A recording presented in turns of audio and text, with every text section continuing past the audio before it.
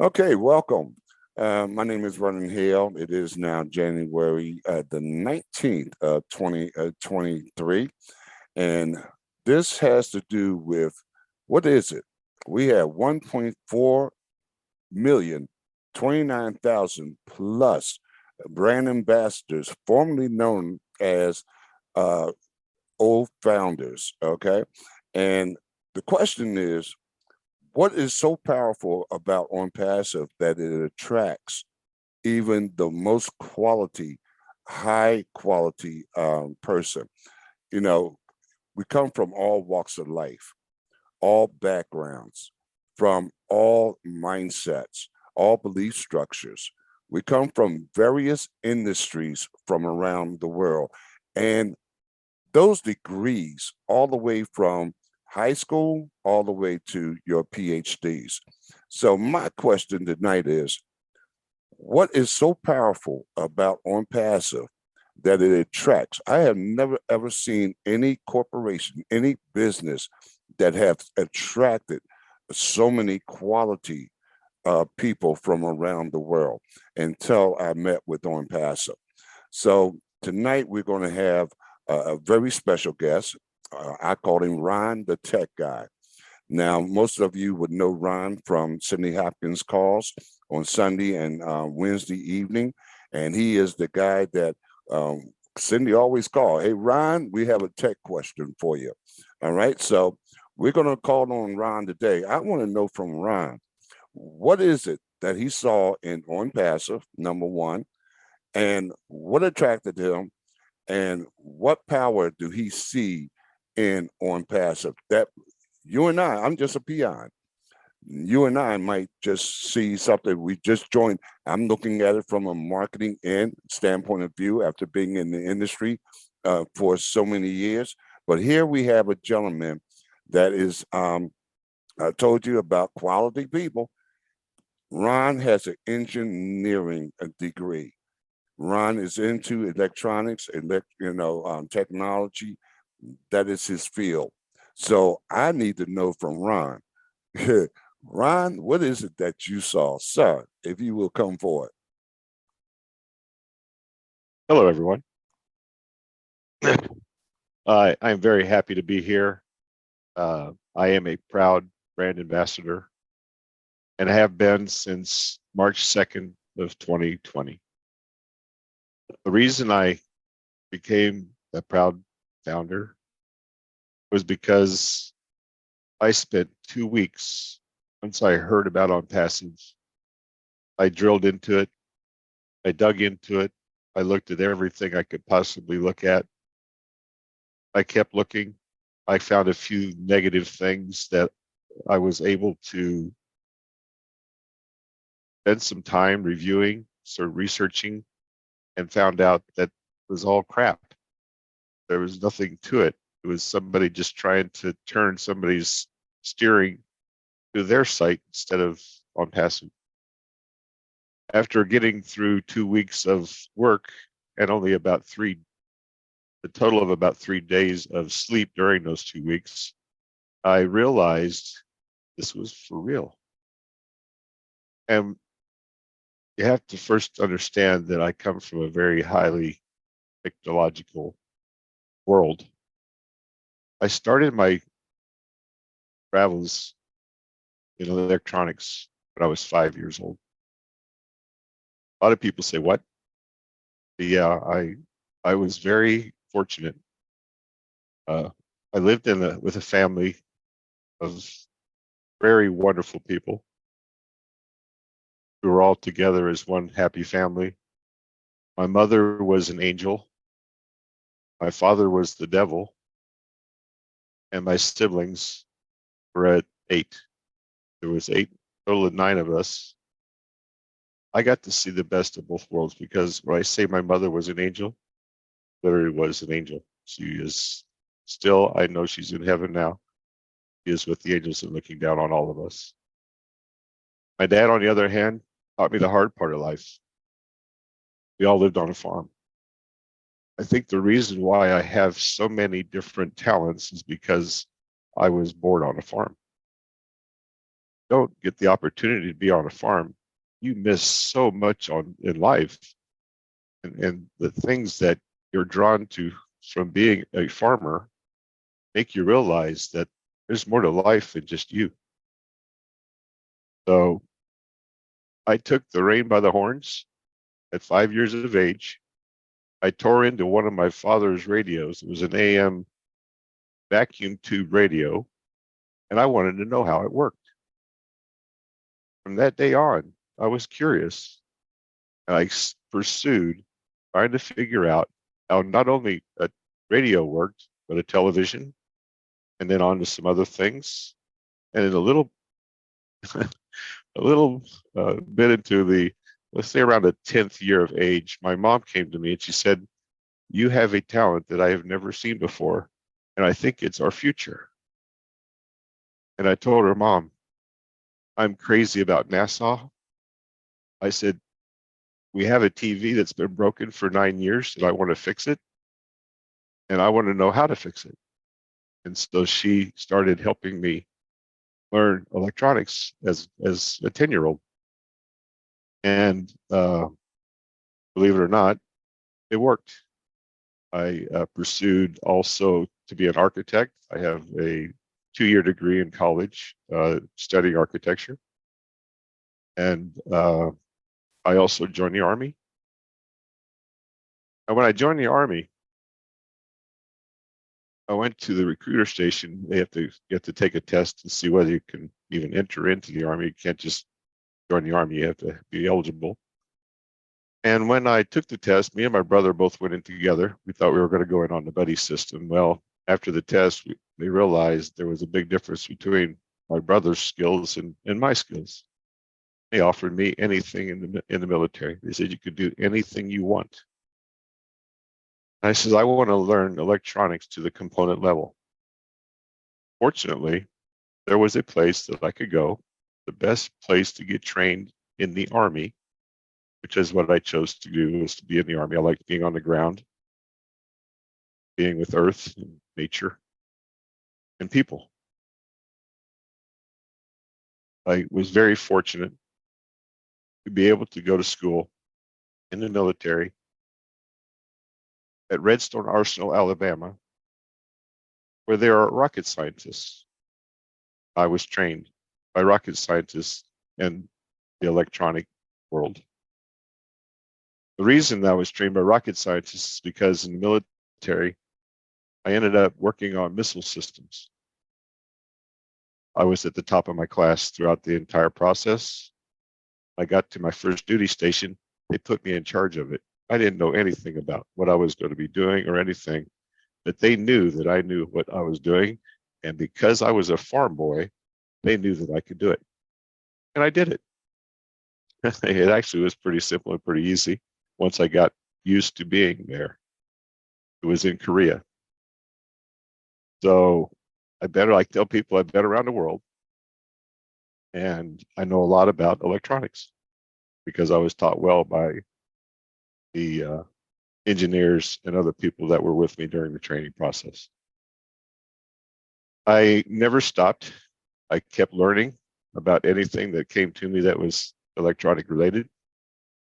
And when I got out of the military, I moved to Florida and I chose to go into a hospital and learn about all of the equipment in a medical field. While I was in the hospital, I picked up on the fact that there was a department called imaging. And I was very fascinated also by photography as a child. And as soon as I saw imaging in the electronic world, I fell in love with both of them. And ever since then, I've been working in the medical imaging field. I actually own my own business. That's what I do now. And one of my websites is that business. And I really can't wait for it to be on OPASSIVE's platform. That was one of the first things I thought of when I decided that I wanted to be a big part of OPASSIVE. Because I wanted to reinvent my present website I wanted to make it something special. Now I know I have and will be able to do that. And most of it I will be able to do myself because of the tools, the entire list of all of the things that Onpassive is going to do to make their websites the best in the world. I truly believe that.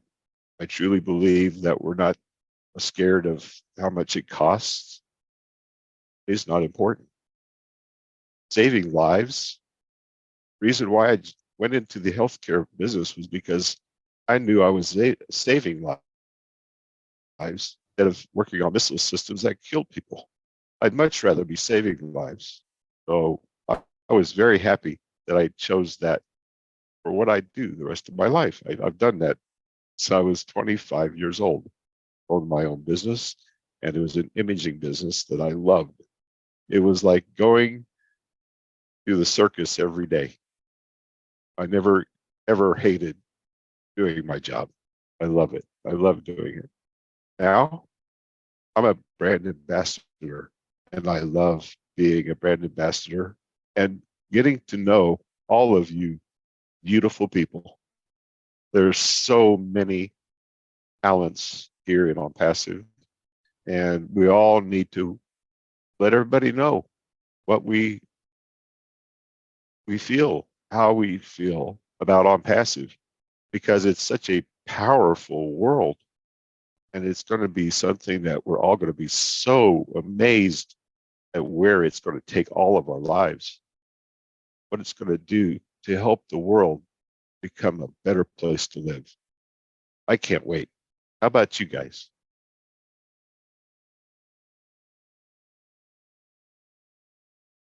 I don't hear you, Vernon.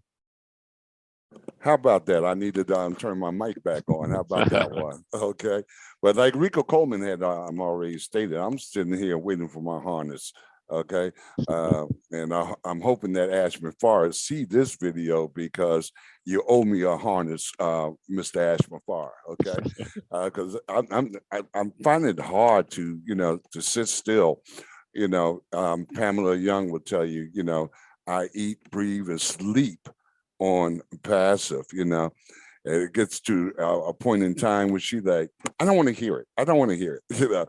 I'm just so excited about what is taking place with Onpassive after having been in the industry for so many years. Okay. And again, I'm looking at it from a marketing standpoint of view after having been in the industry for so long, but what attracted me to you, Ron, was that you come into Cindy's calls. Cindy's forever calling on Ron, Lord. I didn't mean to say your last name, but she's forever calling on Ron. Ron, help us, And Ron, he's always on the spot. He's always helpful. He's always, right there.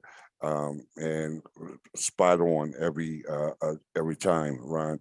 And we do humbly appreciate you, But it's because of that I'm like, I gotta meet this man, Ron. I gotta have a conversation with Ron, right? And so we did have a brief conversation over the phone.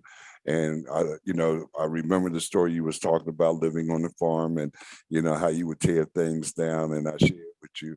I didn't live on the farm. I lived in the city of Philadelphia, and I tore things down too. My problem was I couldn't put it back together again. So Yeah. and my dad. I knew that my dad would kill me if I didn't put it back together and it was working again. So I took very, very much care in everything I did. So yeah, well, fortunately for me, our next door neighbor was a TV repair man. There you go. That's what saved me. But Ron, let me ask you, because we have your background, we understand that you're you're an engineer background, and you have technology behind you, what have you, and I'm at awestruck really as to why it is that someone with your credentials would actually even take a look at Onpassive or any other type business of that nature, right? Again, we have so many people, 1.4 million plus, and so many that even have their PhDs coming from all various professions. We have people, quite a number of them. I see some of them in the room right now that are retired military. We used to call them career people, lifers, right? Type thing. And I wish I had it to do all over again. I would have been a lifer, but nonetheless, we have career people from the military. We have people in with their PhDs in education, theology. We have one gentleman in particular, another lifer, as I call them, but he's also retired from not only the military, he's retired from the DOD. It's just so many professions that has OnPassive has attracted that, I'm at all struck when I look at, some of the people that I have met and had the opportunity to speak with. I've never seen this before in this particular industry. So it's a real honor for me to be able to interview you with your credentials as an engineer, and you have the understanding, what the technology, how technology has really evolved from the days of the Philco radio. I know you remember those. Okay, with the little the tube in the RCAs back. yeah. Okay. How the technology has developed from those days to where we at today. We grew up in my day. We grew up. We didn't have color TV. We had this little screen that you had to put on the screen itself, right? We didn't have computers. We didn't have cell phones. We didn't have none of that. All right. But yet and still, it seemed like within 2 or 3 generations, now it seems as if the technology world is at the palm of our hands. Let me ask you a question, Ron. Outside of OnPassive, okay, and before I say that, let me backtrack a little bit, because Rico and I had this conversation once before. There was a gentleman, and I forget the gentleman's name, but he was out of Lockheed Martin, and he was working. He was one of the big boys working for Skunk Works, and he addressed. I saw the video where he was addressing some young scientists that were coming up, and he made the statement on this video. Not too long before he passed away, he made the statement: "We have the technology to take ET home." Do you know who I'm talking about? I know Rico Coleman. He did like this. I know he know what I'm talking about. I know exactly who you're talking about. Yes. Okay. So my question to you is, where do you see the technology with OnPassive going into the future? How far in the future can you take us? Wow. Well, I know that AI is here, and it's going to be profound. I don't think we're going to be able to peak AI until around 2035. In other words, we won't have everything that AI has to offer until about 2035. Think about that long for all these things to connect and come together and all become smart devices. That's where everything's headed. We're trying to get it to where the human does the things they want to do that make their life pleasurable. Everything else is done for them. Okay. Doesn't that sound familiar? Yeah, it does. I think it's called OnPassive. Exactly. We're living it. Yes, we are here. And oh, yes, by the way, we got a new thing that we can call something that we can become history, part of history. Exactly. Yeah, and that's what we're lifers of OnPassive. I know I am. I second that emotion. Okay, and let me switch the channel for just a moment, Ron, because one of the more popular questions among some of the brand ambassadors who, first, they don't know the technology. They never have been in marketing before. They only joined because, they trusted someone. And they said, well, I trust you. and I'm going to be I'm going to become part of this because I trust you. But I don't understand it, and so uh, there's a lot of questioning going on, as to what is taking OnPassive so long to launch. We all have heard that question. What is taking so long? And I do want to qualify that statement because technically OnPassive has actually already launched. It has what they call a soft launch. All right. And I'd like to equate it like this, Ron. Okay, the launch has taken place. All right. You Yes. have that rocket up in our uppermost atmosphere, and you have these two rocket boosters, okay, that are about ready to separate, propelling OnPassive into deep space. All right. So but to answer the question for those who don't understand the marketing end of it, don't understand the technology end of it, you know, um, and one more thing, because I'm going on 4 years with being with OnPassive, and 2 of those years have been spent with, the COVID, the shutdowns of various, buildings, government buildings, where our own technicians in Dubai and or in Hyderabad could even get into where the servers were to, uh, to work on and build our business. All right. So it's just here recently within the last year, this year actually, where everything is full-fledged launch. Okay. And I'm going to share my screen here in a minute while you address that. Okay. Okay. So what was the question? I mean, just that you kind of Basically, everyone's asking, what is taking OnPassive so long to launch? Okay. Yeah. The real answer is it's because of how huge it is. If you took all of the things that it is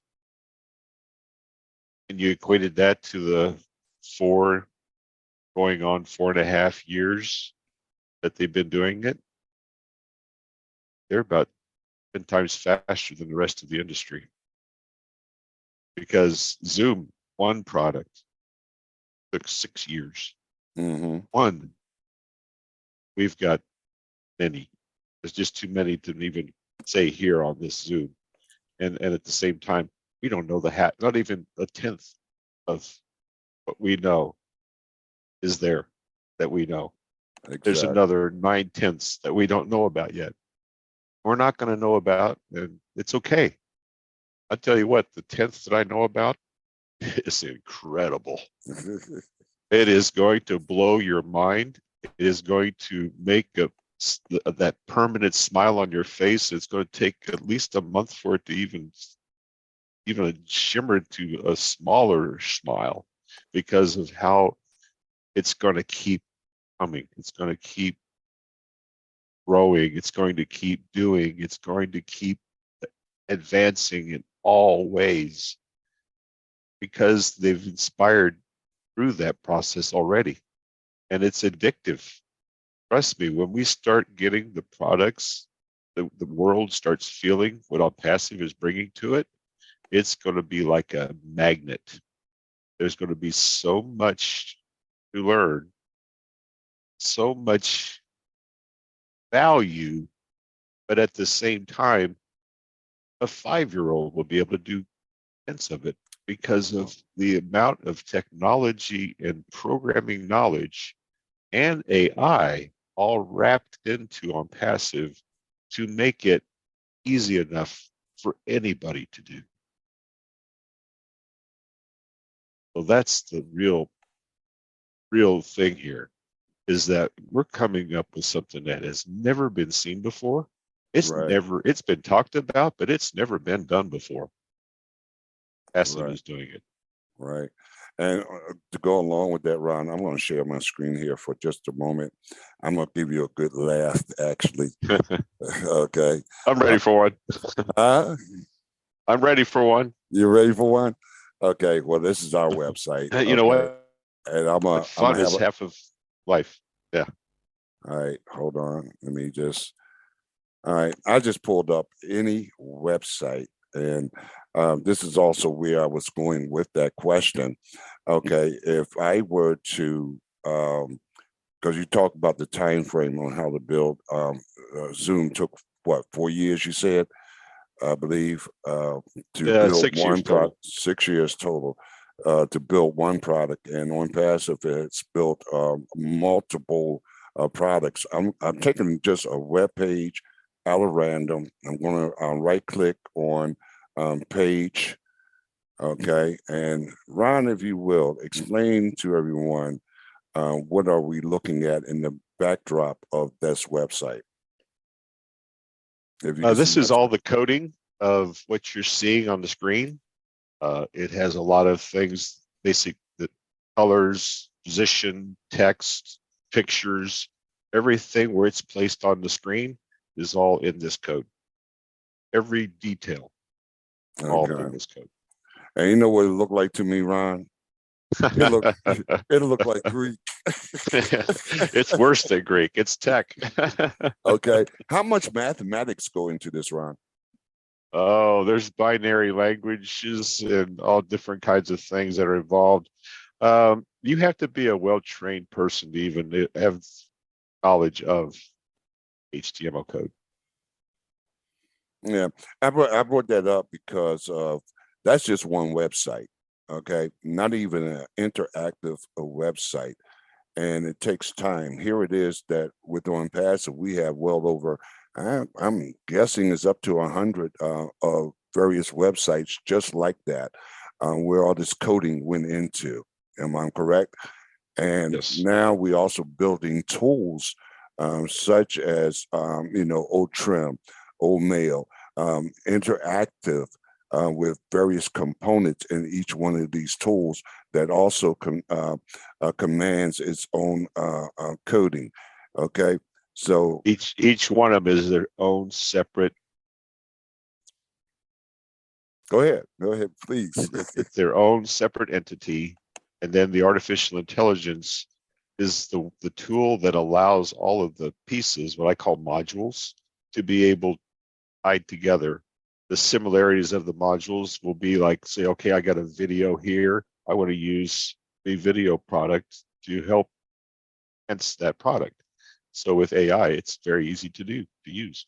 Uh, the thing about AI is it takes care of a couple of things. Number one, it does about 10 times as much work as a human can in the same amount of time. And yet AI is 24/7, 365, doesn't go on vacation, and doesn't require to get paid. Yeah, it costs a little bit to maintain the system once it's up and running, but that's basically it. It costs a lot of money to build that system. That's really, and that's a profound statement in itself. Knowing that the money isn't the issue, there is no issue money related when it comes to OPASSIVE. We know that we are going to be phenomenal. The reason we know that is because we're cutting edge. There's nobody else out there that's as far into AI as we are. Maybe I know one company that might be. That's because they've been doing it for a very long time. It's IBM. Oh, So, wow. other than IBM, I think OnPassive is past everybody else, the cutting edge of AI technology, how it is used in the IT industry. Including Microsoft. Oh yeah, Microsoft too. Yes. Yes. Did you hear that, Yes. Rico? Oh, Apple, Microsoft, you name it. Any of those companies, we passed them already. We're already miles ahead of them. They've only Awesome. got a few products that have that you can even see artificial intelligence at work. Once the real platform with say 15 products in the platform is in OnPassive's ecosystem, that's when you'll start feeling the gracefulness and the power and fluidity of what we're creating here. Awesome. Awesome. Ron, I humbly appreciate you. Can you let everyone know how to, because you have a YouTube channel that you're sharing with everyone, and also send me the link so I can include it in the description of this video. All right. But let Okay. everyone know how they can get in contact or get to your YouTube channel and other material that you might have in store Okay. for us. I am getting ready. I've already did one video. I'm starting to do onboarding videos of the products. And right now I'm working on the free products, which there are 3 of those, starting with O-Trim because I use O-Trim all the time. I have one video there already on my website or on my YouTube. My YouTube, the best way to find me is by my name. I don't have the full name here. I like people to call me Ron. The tech Informally, guy. The as tech guy. informally. But what I do want to do a search, look for Ronald, RONALD, Lorg. Find my and subscribe to that. And once I start creating, I'm going to start creating these videos on a weekly basis as products become available. And I'm not going to try to do the whole product all at one time. I'm going to do about 20 to 30 minutes worth of video on the product, and then I'm going to break it into different sections or sectors of that product until we get through the whole process for that product. So don't expect to be a genius from the first video, because everything's is you take it a step at a time. That's how I learned. By doing each step at a time, starting with the easiest things to read, and then as things get a little more complicated, then got to bear down and learn how to communicate with those tools in the proper way. Right. I've already got some, just starting to work with trim and starting to do these videos and learning how it works and everything. I've got several suggestions already that I've already submitted to support to help make that product better. So that's another thing that I can bring with my background, is more cutting edge to the already cutting edge that's there. That's why I'm here. I'm here to help anybody, anywhere, when it comes to OnPassive. I want to do whatever I can to make OnPassive the best thing it can possibly be. Like Ash Mafari, I think me and Ash are connected somehow. I know we're connected in one way, and that's because we live in the same state. Okay. And we're only like an hour and a half away from each other. So. Oh wow. Okay, so you could be our spy down there. I could. Like I really. I've already put it out there. I told Cindy, get me hooked up with a meet with Ash after the dust settles. I don't want to be around now with all this craziness going on. Right. And I don't want to. I don't want to get in his way, because he's got a lot of work to do.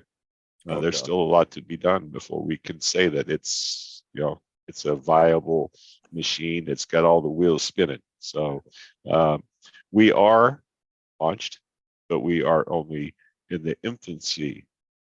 With the rocket launch, we haven't even separated the boosters yet. Okay, so look out! In other words, it's coming in a really close future, and that means we are in the right place at the right time.